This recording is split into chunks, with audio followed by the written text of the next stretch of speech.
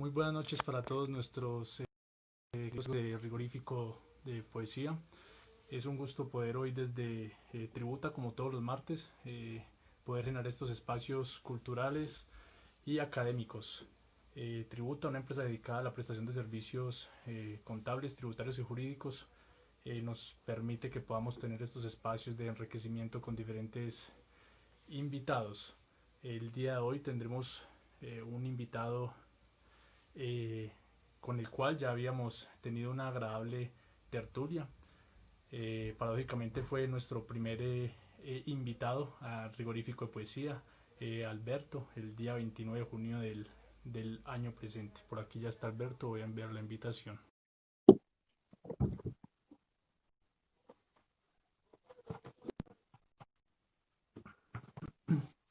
Bueno, les estaba comentando que justamente con Alberto habíamos dado inicio a este proyecto Rigorífico Poesía, siendo nuestro primer invitado en su momento. Y pues fue un gusto, un voto de confianza el poder aceptar en su momento este incipiente nacimiento de Rigorífico Poesía, y hoy ya vamos por alrededor de unos 20 y pico de invitados, siendo Alberto nuevamente tener nosotros el privilegio de tenerlo aquí. Bienvenido, Alberto. ¿Qué más, Rigo? ¿Cómo estás? Un placer saludarte a ti, a Tributa, a mi amiga Tatiana y a todos los asistentes el día de hoy a este magnífico espacio que has creado para los amantes de la literatura, para los que nos gusta el tema de las letras y bueno, que ahora estás haciendo este blend y que lo has hecho varias veces ya con el tema jurídico, así que un honor participar contigo en este momento. Gracias, Alberto. Les estaba comentando a las personas que en su momento habíamos tenido el privilegio de tener aquí una tertulia con usted donde hablamos de esta magnífica novela, Soberbia de la Lealtad, para la cual invito a las personas que puedan buscar en mi perfil y puedan ver esa agradable tertulia que tuvimos en su momento el 29 de junio del 2020, ¿no? Y qué bueno tener estos espacios, Alberto, y a pesar de que los seres humanos sigamos, o sea, la literatura y todo esto como que lo hace uno ver como todo lo que le falta cambiar, pero aún así podemos cambiar poquitas cosas. ¿Qué tal si no tuviéramos estos espacios de reflexión del ser humano? Porque en teoría, en el hablar, todo es muy bonito, todo se puede cambiar, pero ahora la realidad es muy poco lo que aplicamos. Y para ello quiero citar una frase de este libro de Baltasar Garzón, reconocido juez en su momento a nivel internacional, que se llama Un mundo sin miedo, en el cual dice: los estudiosos de la Torá y el Corán describen la dignidad humana así: es raro nacer como un ser humano. El número de aquellos dotados con vida humana es tan pequeña como la cantidad de tierra que cabe en una uña. Y así nuestros actos sean como una cantidad de tierra que cabe en una uña, lo poco loables, porque el ser humano es cosa seria, pues valga la pena intentar ser mejor cada día.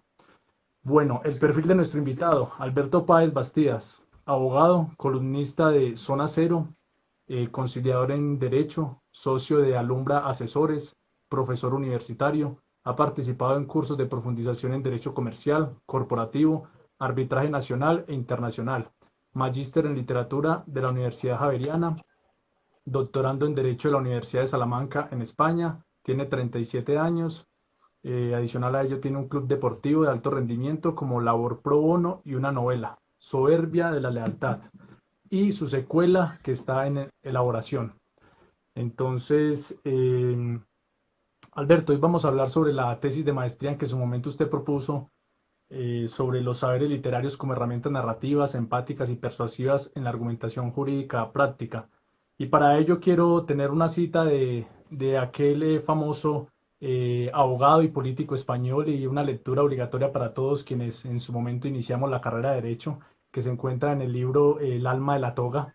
Y precisamente esa cita tiene que ver mucho hoy con lo que usted propuso en su tesis, porque es ir más allá del abogado tradicional con solo la mera norma, sino con unos componentes, con una transversalidad como tal, como ser humano.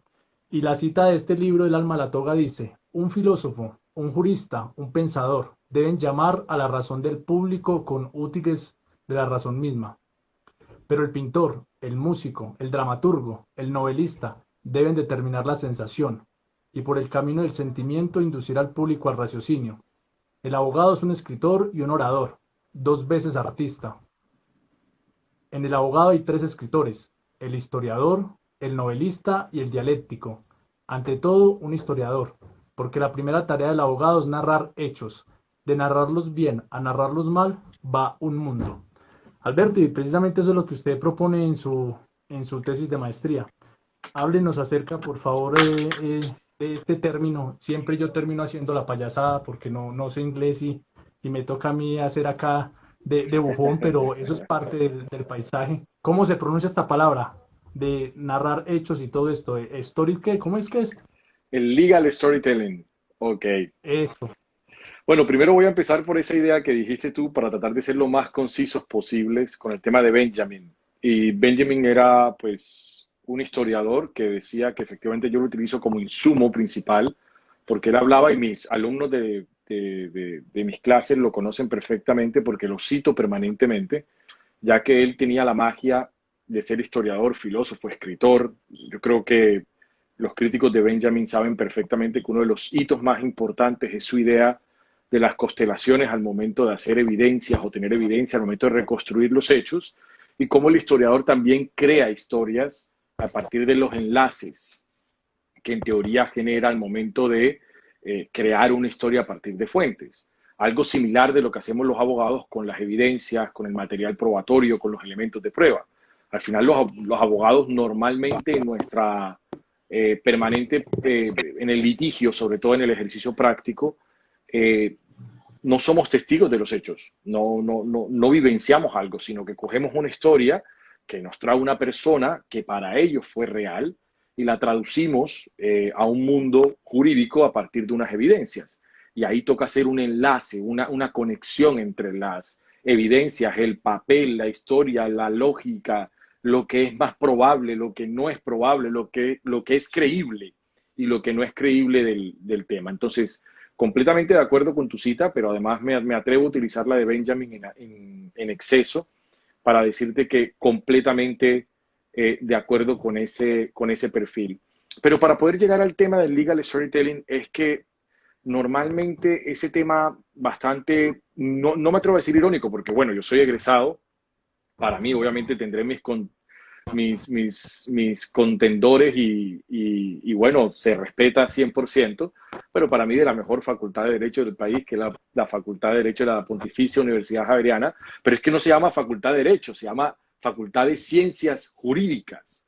Entonces, normalmente, como le digo yo a mis estudiantes del sacerdocio del abogado, que nos han enseñado sobre el rol que en teoría ese abogado tiene que ejercer y esa puesta en escena que tenemos que manejar, cuál es el perfil de esa persona, y eso hace parte también de eso que es dramaturgia, como tú lo mencionaste.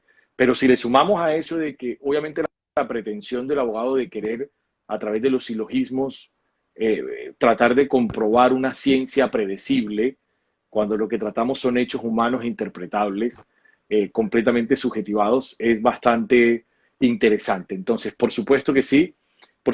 Permíteme saludar a Maki Vergara, que acaba de llegar, a la querida Lina López, que también está conectada. Creo que vi a Mercedes también por ahí, Mercedes Bisbal, y también vi a la doctora Sol Ochoa. Entonces, un saludo a todos, gracias por estar el día de hoy y por permanecer en este live. Entonces, con eso te respondo, Rigo. Yo creo que con eso te respondo el tema principalmente sobre que, por supuesto, esa capacidad narrativa, el legal storytelling, que simplemente traduce la capacidad de narrar hechos desde el punto de vista legal, no es sino la construcción de esa historia y cómo la podemos hacer, como quien dice, creíble frente a un auditorio especializado como es un juez. Entonces, es todo un arte. Para mí es mucho más un arte que una ciencia, pero en un campo reglado en términos de Bourdieu, que es el campo reglado del derecho. Bueno, Alberto, y el término que se utiliza allí en la tesis es el trasvase, ¿no? Usted habla de la importancia de que el abogado pueda acoger de este, entre comillas, vocabulario vulgar, ¿sí? Y la ¿Mm? parte técnica del derecho y explicarle o hacerle entender al cliente lo que está sucediendo en su caso, ¿no? Y normalmente como eso no pasa, ¿no? El pase me tales documentos y venga yo hago la demanda y lo que hace es informar al abogado cómo va la etapa del proceso, como no, hay audiencia, no hay audiencia y ya, pero más allá como lo que usted propone es que pueda haber como esa comunicación o que el abogado pueda servir de oráculo en cuanto al cliente para que entienda esto. Pero allí viene la reflexión del legislador, ¿sí? Cuando uno, por ejemplo, ve algunos códigos, el Mm. Código Civil, estas normas que son de antaño, y uno ve, por ejemplo, el Código Penal, a la luz de una persona que no estudie derecho, podría decir que es más fácil entender a veces la normatividad del Código Penal, ¿sí? Que del Código Civil o de otro código, y es precisamente por la lectura, ¿sí? Por lo que ha hecho el legislador, que también es criticado a veces porque uno va a leer o una persona y no entiende qué es lo que dice la norma y dice como, no, eso solamente lo entiende un abogado y no debería ser así cuando se supone que la norma y la ley es para el pueblo, no para los abogados, es para la sociedad en general. Sí, mira qué bonito que lo nombres. Hoy estuve reunido con unas chicas que crearon una página maravillosa que se llama Pertuti, que es una palabra en italiano que traduce para todos, y lo que intentan ellas es quitar esa barrera del lenguaje. Eso, obviamente, son estudiantes mías de la universidad, y una de las cosas que yo digo es que el poder del sacerdote hace muchísimo tiempo era que nadie podía leer. ¿Me entiendes? Entonces acuérdate que solamente los doctos eran los que leían, estamos hablando de Edad Media, ¿no? Y más. Entonces, pues obviamente, ¿quién podía acceder a la palabra de Dios? Solamente aquellos que tenían el conocimiento.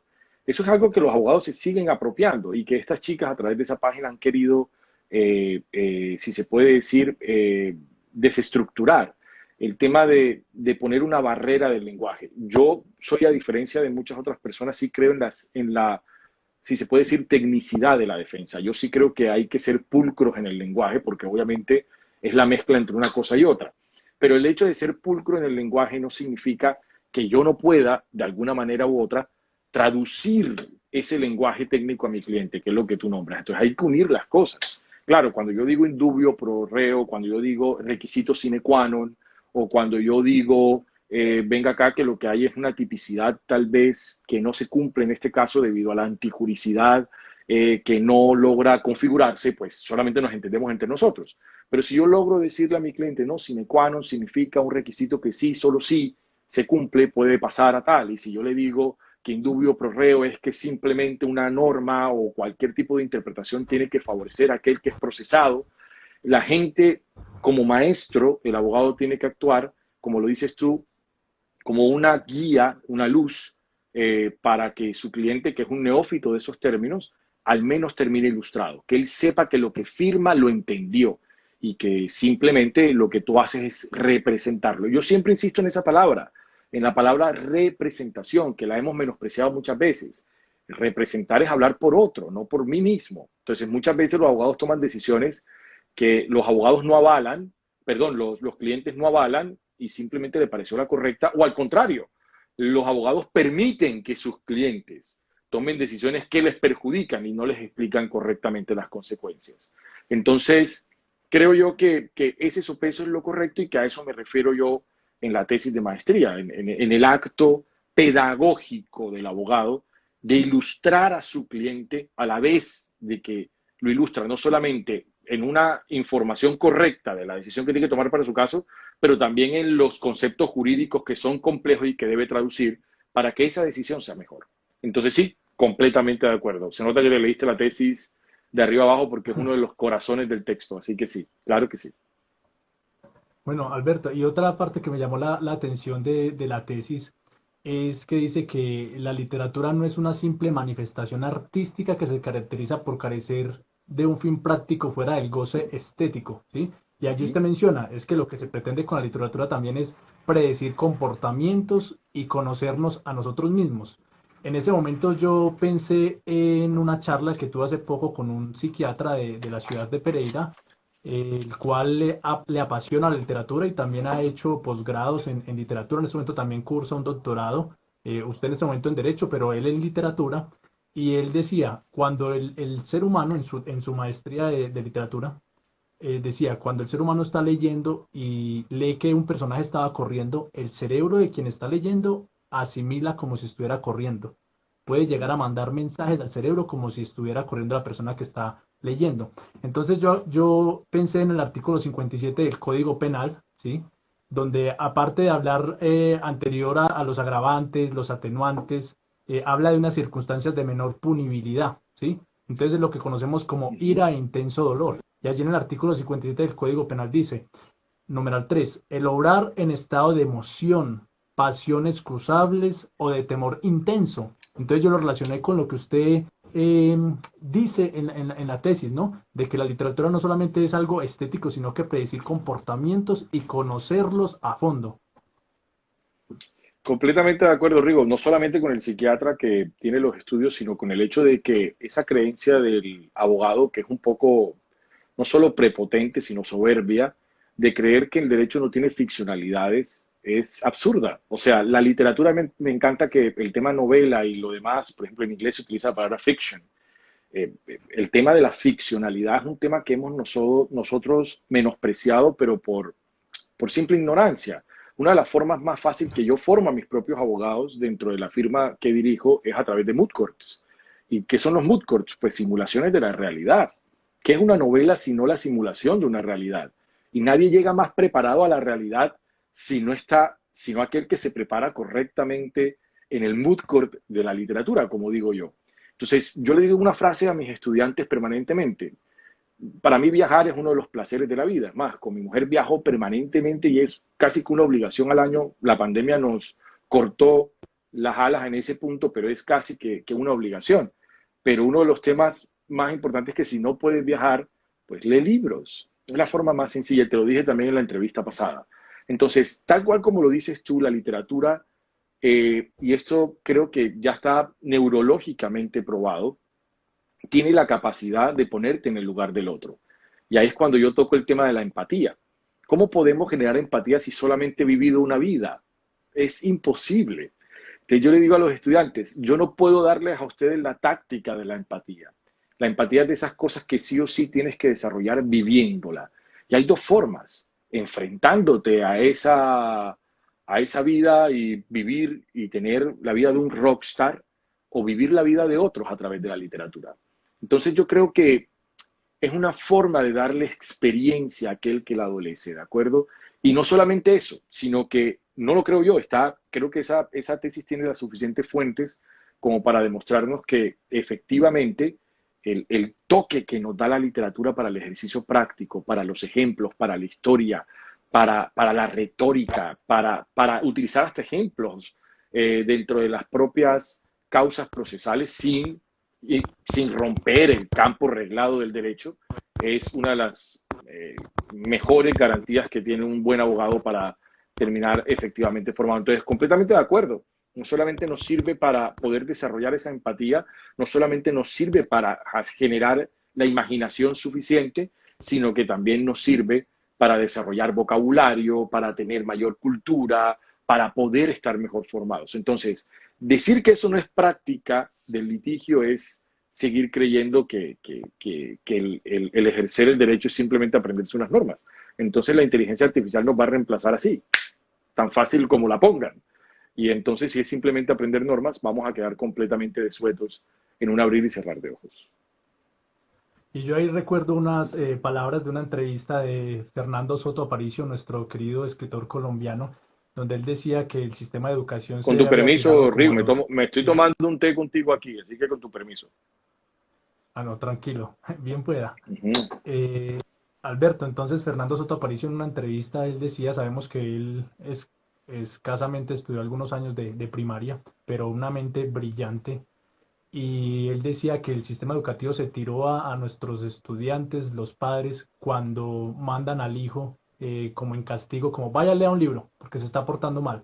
Y entonces Mm. las personas ven la literatura como un castigo, como una manera de reformarse de algo, cuando la literatura debe ser hedónica, o sea, debe ser de Mm. placer, de felicidad, como decía Jorge Luis Borges.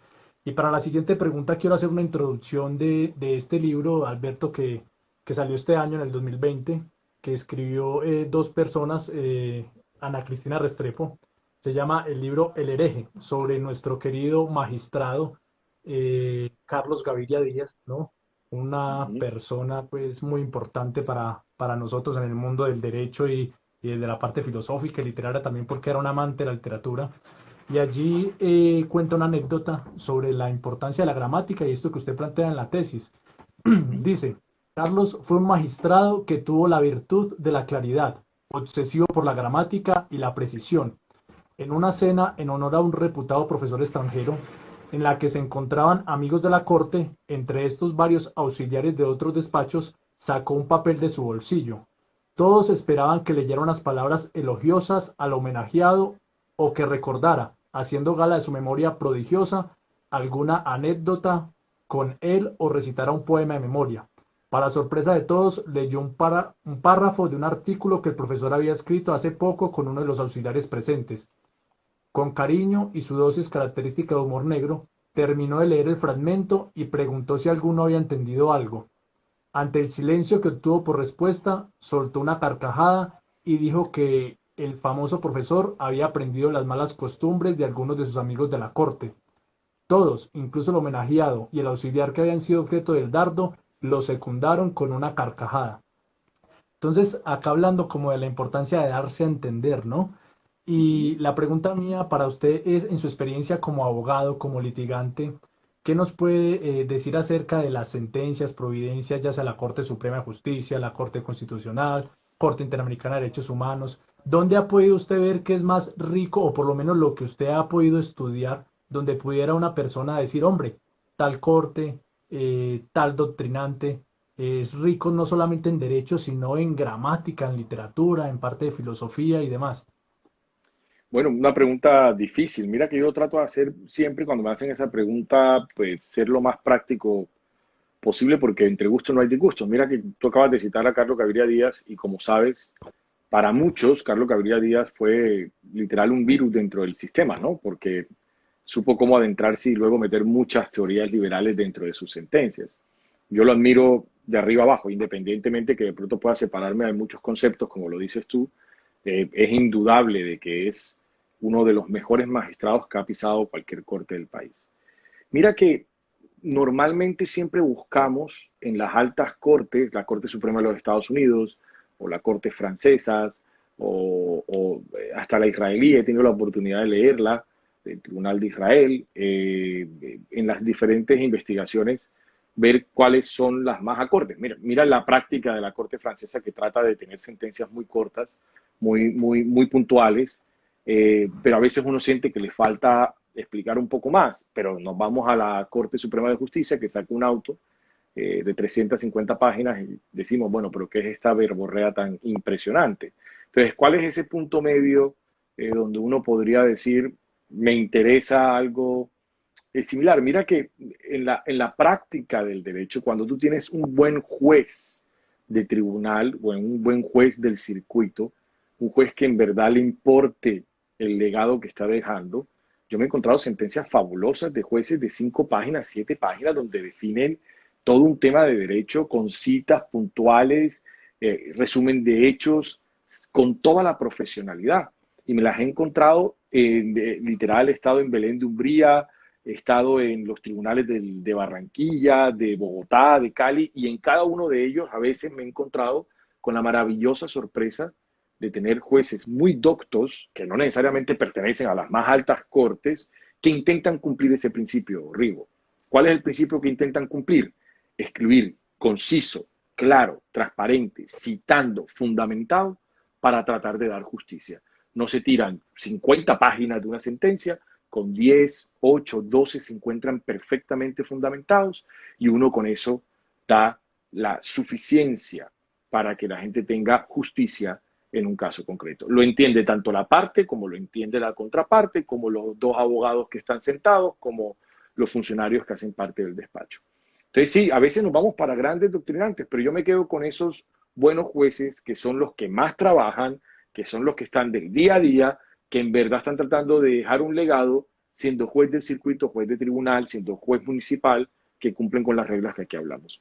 Y te digo que tengo varios ejemplos que ya fuera de esta reunión nos podemos citar y yo te mando varias sentencias que tú dices, pulcra la sentencia, una sentencia seria, una sentencia bien hecha. Y la he encontrado más en esos tribunales que en los propios altos mandos judiciales de este país. Bueno, y importante entonces después que me dé estas citas para colocar en los comentarios de este en vivo para que las personas puedan tener allí como referencia bibliográfica. Ahora, Alberto, en la tesis de maestría, usted hace alusión a este importante pensamiento idealista positivista, ¿sí? En el que es Ujú. formado los jueces, el deber ser. ¿Qué significa esto? Que para llegar a un fallo judicial, la sentencia es igual a el estudio concienzudo, juicioso por parte del juez de los argumentos de ambas partes, obviamente con todos los elementos materiales probatorios del caso. Después el juez acude a las fuentes formales del derecho y finalmente, basado en la justicia, profiere un fallo. Ese es el deber ser, ¿cierto? Ujú. Pero asimismo hay una crítica por parte de un doctrinante que usted cita allí en la maestría, en la tesis de maestría de la Universidad de Harvard, y me refiero a Duncan Kennedy, donde él dice que esto es algo ilusorio, ¿sí? Pues dice que las personas por sus subjetividades, por sus pensamientos políticos, por su formación no en derecho solamente, sino en otras áreas de la vida que hacen que el ser humano sea ser humano, pues llevan desde la primera vez que conocen el caso, ya quieren saber a dónde quieren llegar. Y que uno suele pensar, usted plantea en la tesis de maestría que uno suele pensar que no, que ellos desde que conocen el caso no saben a dónde van a ir. No, ellos ya saben a dónde quieren llegar y es lo que se ha llegado a la conclusión. Y Ujú. que después lo que hacen con los argumentos, con los elementos antiprobatorios, es tomar el rumbo que los va a llevar al pensamiento de lo que ellos quieran al momento de conocer del caso.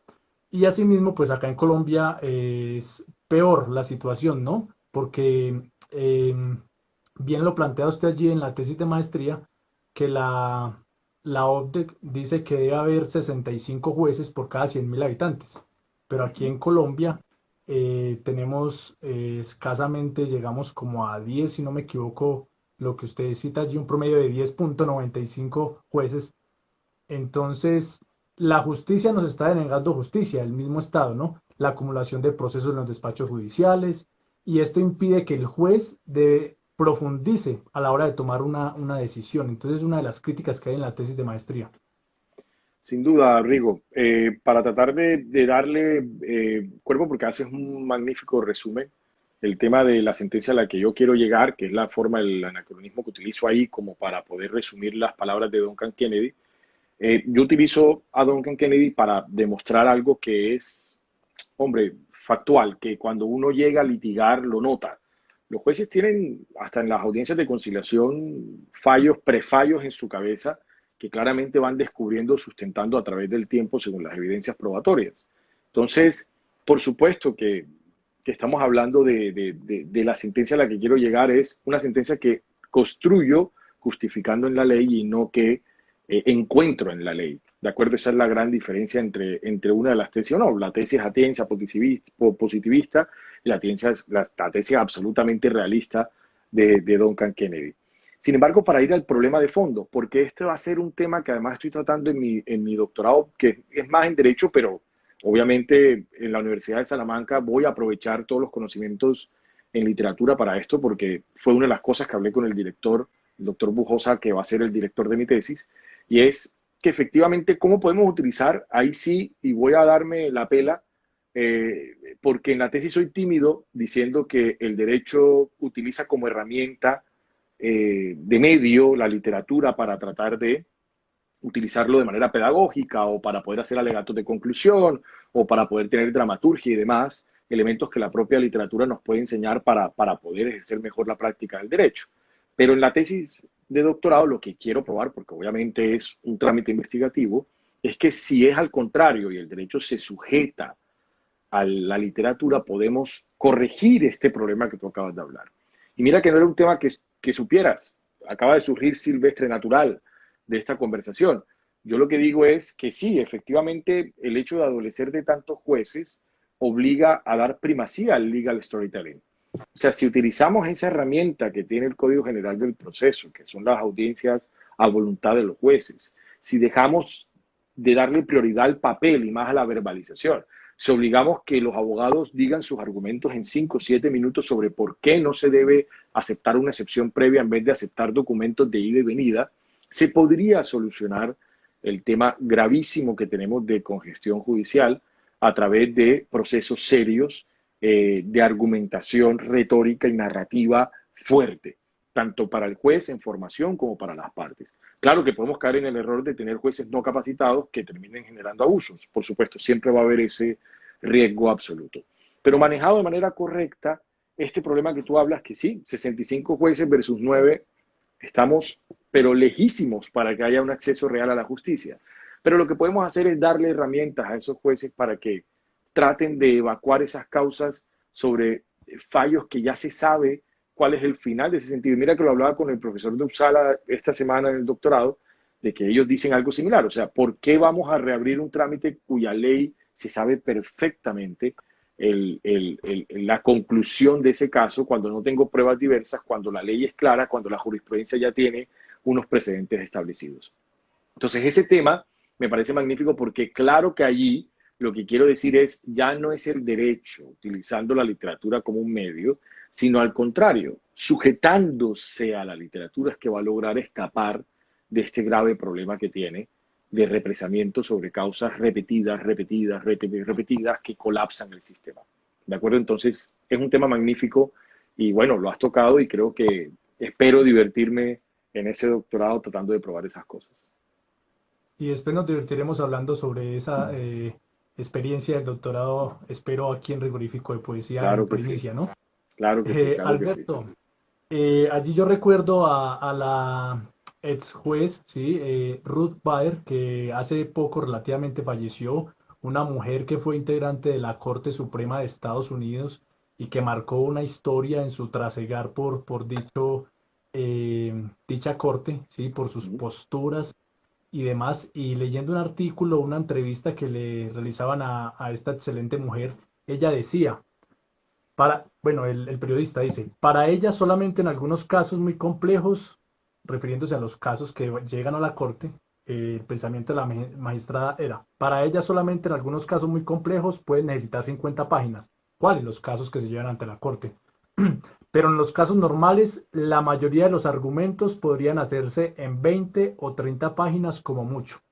Entonces, ¿qué piensa usted acerca de esto? Me imagino que usted estará de acuerdo y será un complemento para toda esta postura que usted realiza en la maestría. Pero absolutamente, mira que coincidir con estos genios para mí me parece un tema eh, halagador, porque técnicamente no sabía que ella, porque desafortunadamente no conocemos muchas citas muy importantes de muchos autores hasta que fallecen, ¿no? Entonces, no sabía que coincidía con Ruth, con la juez Ruth, y no sabía que tenemos la misma forma de pensamiento. Mira que hasta como práctica legal, yo trato una demanda arbitral, trato de hacerla tan concisa que si yo fuera árbitro, ¿cuánto leería? Y me pongo en el lugar de ese árbitro que va a llegar y va a recibir una demanda de 400 páginas. No, lo lleno de muchas pruebas, pero trato de hacerle lo más sintético posible el texto correspondiente. O que hablo de una demanda judicial de alimentos. ¿Qué vamos a hacer? Una demanda civil. Si yo fuera juez, ¿qué demanda quisiera recibir? Y esa pregunta no nos la hacemos como litigantes, no nos la hacemos en la práctica del derecho. ¿Qué demanda quisiera recibir? Entonces, ordenada, doble espacio, claramente establecida, sin tanta repetición de la repetidera, cada hecho fundamentado en una evidencia, siendo lo más conciso posible. Y si tú empiezas a aplicar las reglas básicas de la narratología y empiezas a aplicar las reglas básicas de ser sintético, te das cuenta que demandas que tenías de 40 por mero copy-paste se te pasan a demandas de 15 páginas. Y 12 páginas, 10 páginas con todo y el hecho de que hay que fundamentar en derecho. Entonces, el hecho de ser, como quien digo, porque el problema no es ser un simplón, porque esto se puede confundir con ser un simplón. No, el poder decir de manera técnica, profesional, algo en pocas palabras es lo que te hace realmente demostrar que entiendes tu caso. O sea, tú entiendes tu caso entre más sencillo lo conviertas, no al revés. Entonces, concuerdo 100% con Rudy. Creo que esa es la cultura jurídica de la que te hablaba ahorita del doctorado. En el momento que aquí entendamos que no es complejizar, sino simplificar lo que realmente debe ser admirado, es lo que vamos a terminar nosotros alabando al abogado que en 5 o 7 minutos me hace un closing de alegatos de conclusión diciéndome efectivamente en qué tengo que centrarme para poder fallar o dictar un caso. Y no en el abogado que se toma 20, el juez lo calla, pero necesita 5 minutos más porque el derecho de defensa no lo alcanzó y pide 5 más y termina preso por irrespetar a la autoridad. Eso no sirve para un carajo. Entonces yo creo que nos vamos igual que la juez Ruth por esa vía, completamente de acuerdo, pero absolutamente de acuerdo. Y yo recordaba en este momento que desde Tributa, donde prestamos asesorías contables, tributarias y jurídicas, tuve la oportunidad de hacer un acompañamiento a un estudiante de maestría en tributación en la Universidad de los Andes y él es contador. Entonces, Ujú, en la Facultad de Derecho de la Universidad de los Andes, pues les exigen casi que sean abogados, ¿no? Porque pues ujú. la tributación, el sustento es legal, normativo. Entonces él tenía muchas dificultades para poder a la hora de redactar, de escribir. Y la tesis de maestría, 25 páginas. Yo decía, hombre, pero si en pregrado, a veces tesis de 150 páginas, 200 páginas, ¿qué es esto? Y aquí en una tesis de 25 páginas a lo que es. Ahora, Alberto, yo pensando en el Código General del Proceso, en el artículo 373, cuando habla de la audiencia de instrucción y juzgamiento, dice que después de ser practicadas las pruebas, las partes tendrán hasta 20 minutos para los alegatos, ¿sí? La primera Ujú. pregunta es, en su experiencia como abogado, ¿esto sí se lleva a cabo hasta 20 minutos? ¿Es más de 20 minutos? ¿Cuál es la generalidad? Y esa es la primera pregunta. La segunda, ¿podríamos hablar o sería descabellado pensar en que debería haber una norma que diga la demanda no puede tener más de tantas páginas, la contestación de la demanda no puede tener más de tantas páginas y también reglamentar eso? Si se dice que en teoría hasta 20 minutos para unos alegatos de conclusión y de hecho es más de lo que usted mencionó porque usted dijo debería ser 5, 7, 8 minutos unos alegatos, que se va a repetir lo que ya dijo en la demanda. Bueno, esto es arriesgado, pero lo voy a decir. Yo estoy de acuerdo no tanto en restringirlo de tal manera que quede codificado. Yo creo que también esto es quitarle vida al derecho. Piensa que la codificación es otro hueso, ¿de acuerdo? Eso queda ahí como un hueso paleolítico dentro del sistema. Tenemos que empezar a que los que ejercemos la práctica, que tenemos la nariz metida a diario, podemos saber cuáles son el precedente del último día que salió del horno. Es que eso es lo que hacemos a diario, si no, tú no eres un profesional en esto. Entonces, en pocas palabras, por eso digo, me voy a arriesgar porque nadie es infalible y que obviamente tal vez, pues en cualquiera de las áreas que nosotros manejamos, pues puede que se nos pase el último precedente, pero yo creo que hay que dejar vivo el sistema a través de los precedentes judiciales. Creo que hay que darle más capacitaciones al juez para que entienda que tiene esa facultad. Mira que tú lo has dicho, yo estuve en unos alegatos de conclusión, en un recurso de reposición, en una audiencia de tribunal, perdón, un recurso de apelación y el juez me limitó el tiempo a menos del tiempo. Y yo dije, honorable juez, me parece que mi derecho es hasta este tiempo. Y él me decía, no, ahí dice hasta, yo puedo limitarlo. Y en unos alegatos de conclusión igual. Y yo no tuve ningún problema porque tú tienes que ir preparado, como le digo yo a mis abogados y en mi firma, para una audiencia de 7 8 minutos, para una audiencia de 15 minutos, para una audiencia de 20 minutos más. Prepárate para preguntas. La gente no se prepara para preguntas. ¿Y qué pasa si el juez tiene una pregunta? Deja que el juez te haga preguntas. ¿Cuál es el miedo si me sé mi caso? ¿Cuál es el miedo si estoy preparado? Claro que podemos hacer que el juez te haga preguntas. Entonces, estoy completamente de acuerdo contigo. No tanto reglamentarlo codificadamente, cambiar el Código General del Proceso que implica un debate en el Congreso y nos meten 400 micos, sino dejar que los jueces, en su sapienza, puedan regular esta práctica. Mira que tú lo acabas de decir, mira que no sabía que por ahí te ibas a meter. Acuérdate que también el Código General del Proceso nos permite hacer audiencias. Es que el juez no está...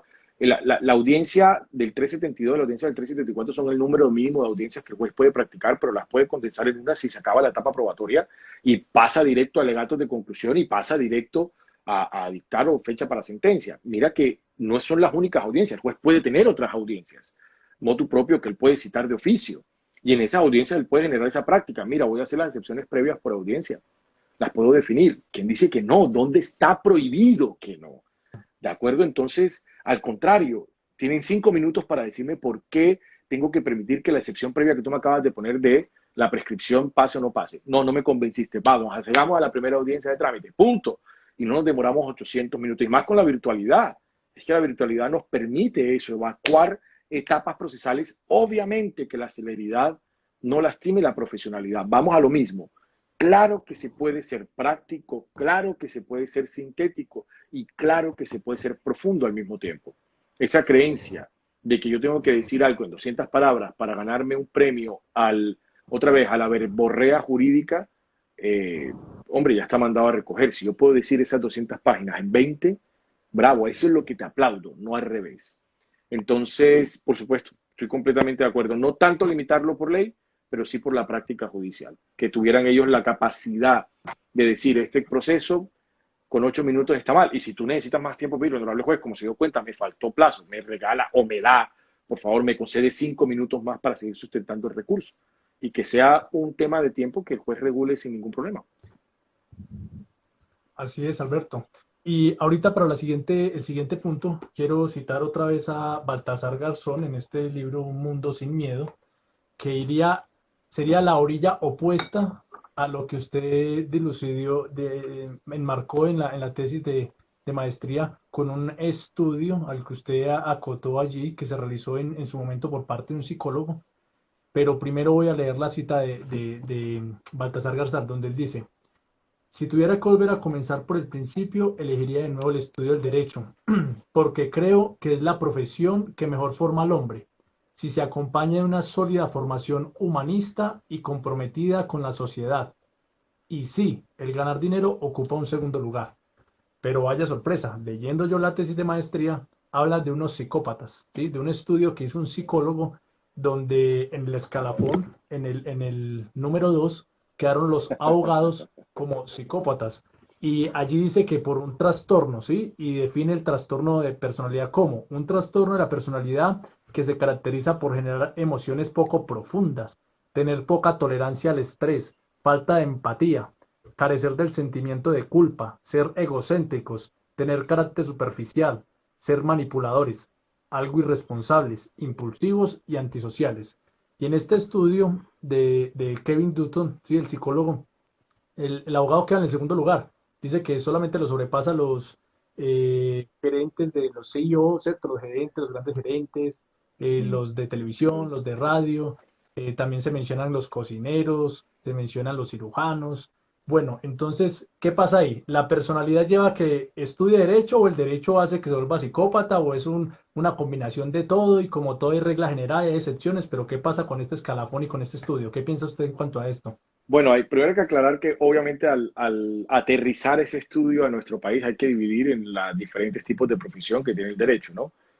Cuando en el estudio se hablaba de abogados, no se refería al académico, no se refería al abogado consultor, se refería a uno puntual, el litigante. Miren que hay una serie que a mí me encanta, que es How to Get Away with Murder, donde también se demuestra que efectivamente los abogados luego de un tiempo de litigar empiezan a generar problemas psicológicos porque entienden cómo funciona el sistema y saben que a veces los inocentes salen presos y los culpables terminan afuera. Entonces, claramente eso va dañando la psiquis del abogado y va diciendo, la manipulación de la libertad, la vida, la salud de la gente, en mis manos está todo. Y se empiezan a volver, como lo he visto en muchos colegas, y yo sí te lo digo que ratifico 100% ese tema. Es que ese tema fundamental de ser abogado ya litigante, por eso en otras latitudes hoy en día están pidiendo un requisito extra para poder ser litigante. Y yo sí creería que, hombre, un examen psiquiátrico, psicológico a todos los litigantes, porque sí que hay unos, hace poquito cerré un proceso con otro, un loco de mente que ni utilizó el sistema, se inventó una prueba, había que demandarlo, pero mi cliente al final no quiso, él no ganaba nada porque llevaba el caso, no, una cosa que yo decía, pero este demente, ¿qué? Terminó hablando pestes mías, mi cliente no sabía qué hacer, solamente con tal de quitarme a mí del proceso para que lo llevara otra persona. Se vuelven locos y le importaba un carajo su cliente y su ego estaba por encima de todo. Claro, ya está afectado psicológicamente.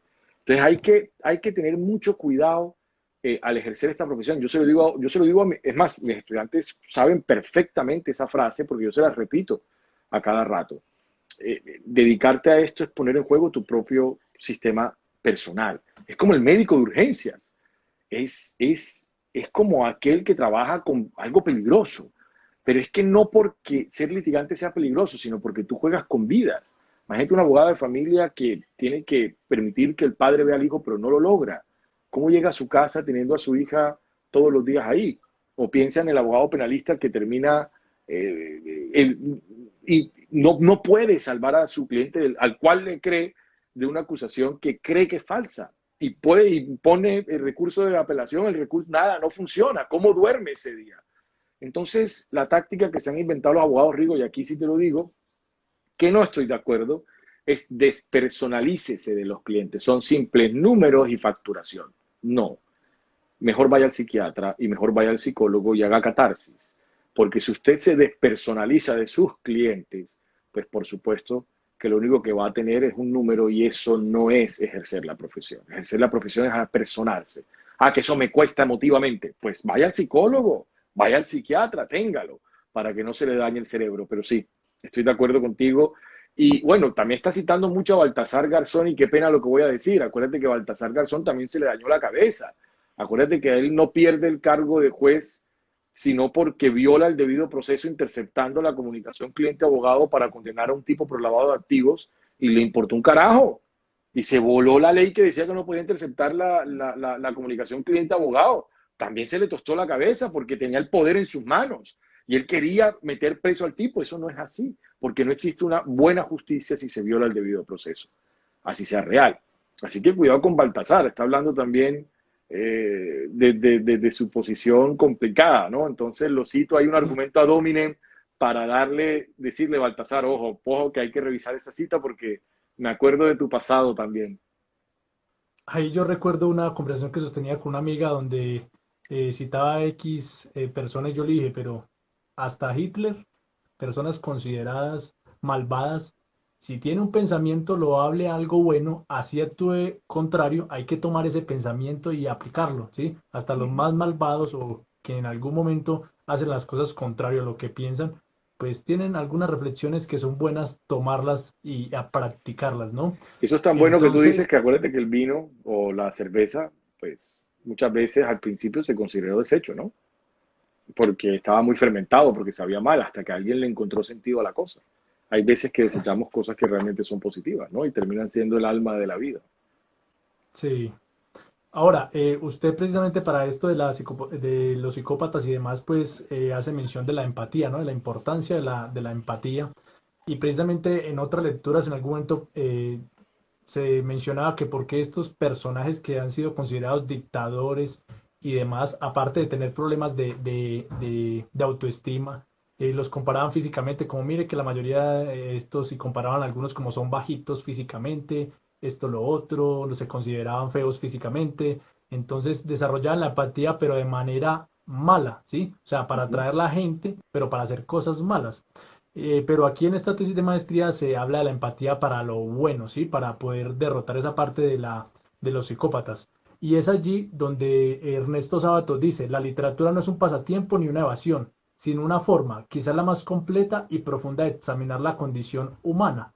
Entonces, eso es lo que se pretende también a través de toda esta disertación que se hace en la tesis de maestría sobre la literatura. Pero me queda una inquietud, Alberto. Entonces, podríamos decir que una de las causas principales por las cuales el abogado litigante, como bien lo especificó usted, una de las razones por las cuales se vuelve psicópata es por la frustración al sistema judicial, porque no hay justicia. O al Hablemos del caso de revés, Colombia. o al revés, porque lo logra entender tanto que lo puede manipular para cosas absurdas que él sabe que no debieron pasar, pero pasaron y que él logró demostrar todo lo contrario. Entonces, mira que una parte de la tesis yo lo matizo porque lo que tú dices es completamente cierto. La literatura te puede volver el mayor de los genios o el mayor de los locos, porque el vivir tantas vidas te puede dar la capacidad de ser tan manipulador que termina siendo un Hitler, ¿me entiendes? O termina siendo un Franco, o termina siendo un Mussolini. Entonces, como dices tú, obviamente siendo muy respetuoso con lo que estoy diciendo, algo bueno en su filosofía hay que rescatarles. Pero el tema, obviamente todo eso entre comillas, ¿no? Pero el tema va dirigido a que más que la empatía es que tú no puedes ser empático sin ser ético. Yo creo que son primos hermanos. Eh, el tema está en la ética. Así como ahorita te mencioné a Pertuti como una de esas páginas que intenta eh, hacer accesible el derecho a todos, ahora te menciono Ética al Derecho. Y Ética al Derecho, que es otra página de otros estudiantes míos, lo que intenta es demostrar eso. Mira que, ¿de qué me sirve a mí ser empático si no tengo la ética? Pues lo que tú dices, de empático me sirve para saber cómo piensa el otro y manipularlo, pero eso la ética no me lo permitiría. ¿De acuerdo? Porque la ética supera la ley, la ética supera el pensamiento correcto, histórico, momentáneo, contextual. La ética me permite tener la tranquilidad humana de saber que trasciendo estoicamente una decisión. Entonces, yo creo que más que un tema empático unido a la ética, pero eso yo digo ahí, claro, yo estoy dando herramientas para ser más persuasivo, yo estoy dando herramientas para ser más retórico, yo estoy dando herramientas para poder manejar un auditorio. Si no le metes la ética, pues sencillamente estoy creando son monstruos y no abogados litigantes. Entonces yo creo que ahí tiene que haber obligatoriamente, transversalmente, un tema de ética que te permita a ti lo que te digo. Mira que me pasó hace poco, ojalá mi cliente me estuviera viendo. Yo le dije, es que no te voy a permitir firmar esa vaina porque te estén presionando y te renuncio al poder y te va a tocar ir solo porque te estás clavando la daga y yo sé que lo estás haciendo para salir de un problema porque estás estresado, pero no porque sea lo correcto. Y el tipo no me quería pagar, pues no me pagues, viejo, pero yo no te voy a permitir firmar eso. Al final terminamos tomando una botella de whisky los dos, sabiendo él que yo le protegí la espalda contra su propio mal. ¿Qué abogado hace eso? Un buen abogado. Y qué pena echarme la flor, pero es a lo que voy. Si tú tienes la ética, sacrificas el dinero por la lealtad a tu cliente. Si tú tienes la ética, no vas a utilizar la empatía para manipular a quien te dio su lealtad a través de un contrato de confianza y de fe, de máxima bona fides, como puede ser el de la representación judicial. Entonces, yo sí creo que si le metes la ética es donde realmente tenemos la salvación a ese pequeño problema para no generar monstruos litigantes, Hitler litigantes, sino gente que en verdad entienda para qué sirve esta profesión en el mundo práctico. Así es. Saludos, Lucho, desde Pereira, un profesor mío en la Facultad de Derecho. Un abrazo, profesor. Bueno, y ya que usted tocó el tema de la ética, pero antes de ello tengo una pregunta, pero sí le voy a colocar una postura que tiene que ver con la ética en mi libro preferido hasta este momento de mi vida, Los Miserables, de Víctor Hugo. Pero antes de llegar a ese tema de la ética, que a la hora de pensar o de decir, puede uno decir, es fácil tomar la decisión, pero otra cosa es uno vivir eso en carne propia o lo que vivió el Mm. personaje de este libro, Los Miserables de Víctor Hugo. Y hablemos del caso de Lucía Galvis, que obviamente se cambió el nombre. Dentro de la tesis de maestría se muestran algunos casos prácticos donde se muestra el desarrollo de todo esto que usted propone a través de esta palabra en inglés. ¿Cómo es que es? Legal storytelling. Uh -huh. Eso, exacto, de eso, muy bien. De esta mujer que tenía cáncer y que la empresa pues entró en una situación difícil, entonces la hija ellos firmaron voluntariamente, guiño, guiño, ¿no? Uh -huh. El poder retirarse de la empresa y esta señora tenía cáncer y la hija de ella dice que trabajaba para el abogado que en su momento fue el que demandó, ¿sí? Y cuéntenos un poquito de esta historia y cómo se da la práctica, toda esta propuesta en la tesis de maestría.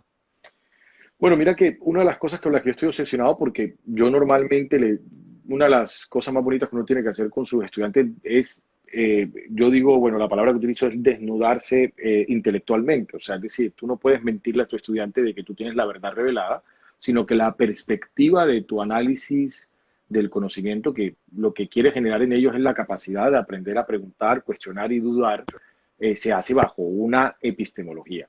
La mía, ¿cuál es? Pues el realismo jurídico.